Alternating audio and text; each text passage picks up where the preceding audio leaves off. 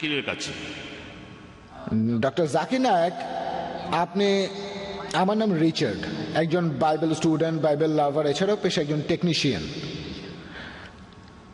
আপনি বললেন যে বাইবেলে আছে যীশু খ্রিস্ট বলেছেন তারা দেবদূতের মতো হবে, আধ্যাত্মিক শরীর দেবদূতের মতো। এছাড়াও আপনি বললেন যে বাইবেলে নাকি কোথাও বলা নেই যে যীশু পুনরুত্থিত হয়েছিলেন। আমি এখানে মাত্র একটা বলছি, অনেক আছে। ম্যাথিউ 16:21 বলছে, আর সেই সময় থেকেই যিশু তার শিষ্যদের বলেছেন যে কিভাবে তিনি জেরুজালেমে যাবেন, কিভাবে তার উপর অত্যাচার করা হবে, তারপর মারা গিয়ে তিনি তৃতীয় দিনে পুনরুত্থিত হবেন। এই কথা আছে 3 বার, সবগুলো গসপেলেই বলা হয়েছে। শুধু তাই নয়, এছাড়াও বাইবেল বলছে কিভাবে তিনি ক্রুশবিদ্ধ হয়েছিলেন 6 ঘন্টা ধরে, কিভাবে মারা গেলেন, তখন বলেছিলেন এল্লাইলা লামাসাবাত্তানি। এখানে তিনি বাইবেলের ভবিষ্যৎবাণীটা পূরণ করেছেন। আর দেখবেন যে 4টা গসপেলই বলছে তার মৃত্যু, সমাধি আর পুনরুত্থান সম্পর্কে। এখন বললেন যে যিশু মিথ্যা বলেন না, তিনি আধ্যাত্মিক শরীরের কথা বলছিলেন, সেটা আলাদা কথা। আত্মার রূপ এক জিনিস, আধ্যাত্মিক শরীর আরেক জিনিস। কখনো কখনো আমরা দেবদূতের চেয়ে ভালো, কখনো পশু চাইতেও খারাপ। আসলে যিশুর পুনরুত্থানের ব্যাপারটা আলাদা। আমি আসলে এখানে কোনো তর্ক করতে আসিনি, আমি এসব জেনেছি ঈশ্বরের অসীম করুণায়। আর আমি আপনার 14টা প্রশ্নের সবগুলোর উত্তর দিতে পারবো। একদিন আমি ইসলামিক রিসার্চ ফাউন্ডেশনে এসে আপনার সবগুলো প্রশ্নের উত্তর দেবো, বিতর্ক করার জন্য না, আমি আনন্দের সাথেই বলবো। আর কথাটা সত্যি, ট্রিনিটি শব্দটা বাইবেলে নেই, শব্দটা নেই, কিন্তু যীশু খ্রিস্ট ঈশ্বর, এই কথাটা আমি আপনাকে বিভিন্নভাবে প্রমাণ করে দিতে পারি, আপনাকে আমি এটা দেখিয়ে দিতে পারি। আমার কাছে এখানে কিছু লিফলেট আছে, বাইবেলের মধ্যে অঙ্কের বিস্ময়কর খেলা আছে। এটা প্রমাণ হয় যে বাইবেলই সত্যি, এটাই প্রমাণ, বাইবেল পারফেক্ট। তাই আমার কাছ থেকে আপনারাও কালেক্ট করে নিতে পারেন বাইবেলের সত্যতার প্রমাণ। আপনার প্রশ্নটা, আমার প্রশ্নটা হলো, যীশু খ্রিস্ট অনেকবারই বলেছেন তিনি মারা যাবেন, তারপরে পুনরুত্থিত হবেন। আপনাকে আমি আরো অনেক উদ্ধৃতি দিতে পারি। 20:19 বলছে যীশু খ্রিস্ট ক্রুশবিদ্ধ হয়ে মারা যাবেন, তারপর তৃতীয় দিনে যীশু খ্রিস্ট আবার পুনরুত্থিত হবেন। এই তো শেষ, আমার প্রশ্ন প্রায় শেষ, প্রায় শেষ। বলেন, কোনো সমস্যা নেই। প্রশ্ন শেষ হয়েছে? হ্যাঁ, আমি একটু ব্যাখ্যা করলাম। কোনো সমস্যা নেই ভাই, আমাদের আইআরএফ এ প্রতি রবিবার প্রোগ্রাম হয়।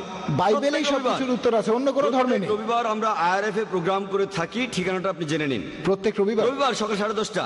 সেখানে আমার লেকচার শেষ হলে আপনি যে কোনো প্রশ্ন করতে পারেন, এমনকি কোরআনের সমালোচনা করতে পারেন, কোরআনের বিরুদ্ধেও বলতে পারেন, সমস্যা নেই। আপনার কথা সাদরে গ্রহণ করবো, আমরা আলোচনা করতে চাই, একে অন্যকে ভালোভাবে বুঝতে চাই। ভাই, বাইবেল নিয়েও জিজ্ঞেস করতে পারেন, সমস্যা নেই। আমি বাইবেল সম্পর্কে আপনাকে জানাবো। হ্যাঁ, অবশ্যই বলবেন। যেমন একটু আগে বললেন ভাই, একটু আগে গসপেল অফ ম্যাথিউ থেকে উদ্ধৃতি দিলেন। কোন উদ্ধৃতি? যিশু বলেছেন তিনি মারা যাবেন, তারপর উত্থিত হবেন। তিনি নিজে বলেছেন, আমিও মানি, আমরা সবাই মানি যে তিনি মারা গিয়ে উত্থিত হবেন, দ্বিতীয়বার আসার পর মারা গিয়ে উত্থিত হবেন।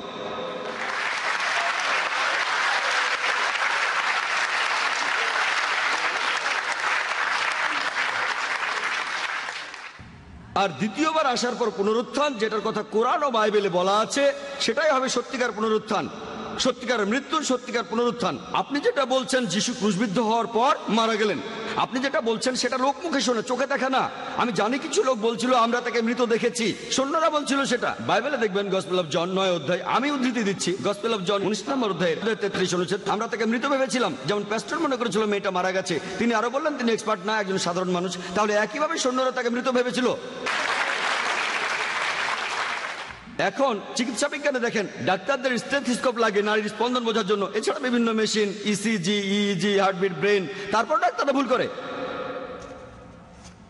এই পেপার কাটিং গুলো দেখেন, এগুলো নিউজ আর্টিকেল।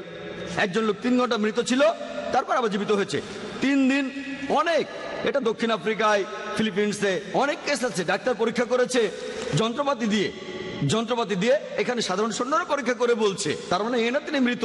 আগে আমার উত্তরটা শোনেন, তারপর লাইনের পেছনে গিয়ে আরেকটা প্রশ্ন করবেন, অথবা রবিবার আইআরএফ এ আসবেন। তাহলে এই কথাগুলো লোকমুখে শোনা, তিনি আসলে মারা গিয়েছিলেন কিনা প্রমাণ দিয়েছি। 14টা পয়েন্ট, আপনি বললেন সবগুলোর উত্তর দিতে পারবেন, কিন্তু একটার উত্তর দেননি। তিনি ছিলেন জীবিত, জীবিত, জীবিত।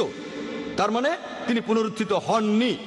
তিনি একদিন পুনরুত্থিত হবেন, আমিও মানি, প্রত্যেক মুসলমানই মানে। দ্বিতীয়বার যখন তিনি আসবেন, সেবার পুনরুত্থিত হবেন।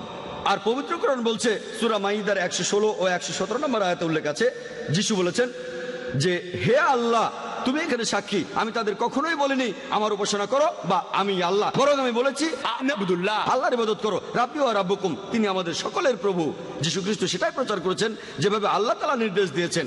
তিনি বলেছেন তোমরা শুধু এক আল্লাহর ইবাদত করবে, নিজেকে তিনি আল্লাহ বলেননি।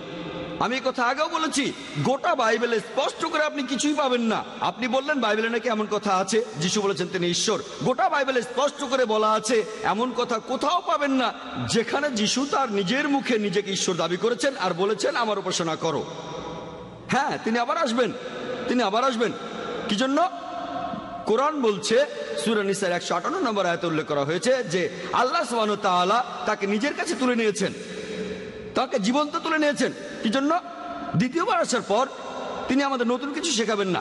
পবিত্র কোরআনের সূরা মাইদা 3 নম্বর আয়াতে আছে আজ তোমাদের দিনকে পূর্ণাঙ্গ করলাম, ইসলামকে তোমাদের দিন করলাম, তোমাদের জন্য বিশ্বাস পূর্ণাঙ্গ করলাম। নতুন কিছু তিনি শেখাবেন না। তিনি দ্বিতীয়বার পৃথিবীতে এসে মুসলিমদের নতুন করে কিছু শেখাবেন না। তিনি দ্বিতীয়বার পৃথিবীতে এসে সাক্ষ্য দেবেন যে আমি নিজেকে ঈশ্বর দাবি করিনি, বলিনি যে তোমরা আমার উপাসনা করো। এ কথাটা গসপেলেও বলা হয়েছে দ্বিতীয়বার আসার পরে লোকজন সবাই বলবে হে প্রভু, হে প্রভু, আমরা কি আপনার নামে সব অলৌকিক কাজ করিনি? যিশু তখন তাদের বলবেন তোমরা অন্যায়কারী, তোমরা পাপী, তোমরা এখান থেকে চলে যাও, আমি তোমাদের চিনি না। তিনি এ কথা কাদের বলবেন? মুসলিমদের, হিন্দুদের, খ্রিস্টানদের। তোমরা আমার নামে অলৌকিক কাজ করেছো, তোমরা এখান থেকে চলে যাও, আমি তোমাদের কাউকে চিনি না। যীশু খ্রিস্ট দ্বিতীয়বার যখন আসবেন সেই সময় পবিত্র কোরআনের সূরা ইমরানের 185 নম্বর আয়াতে উল্লেখ করা হয়েছে কুল্লু নাফসিন যায়কাতুল মউত, জীবমাত্রায় মৃত্যু স্বাদ গ্রহণ করিবে। যিশু মারা যাবেন সাধারণ মানুষের মতোই, তারপর ইনশাআল্লাহ পুনরুত্থিত হবেন তিনি। আমরাও অপেক্ষা করছি রোজ কিয়ামতের আগে যিশু এই পৃথিবীতে আসবেন। আশা করি উত্তরটা পেয়েছেন।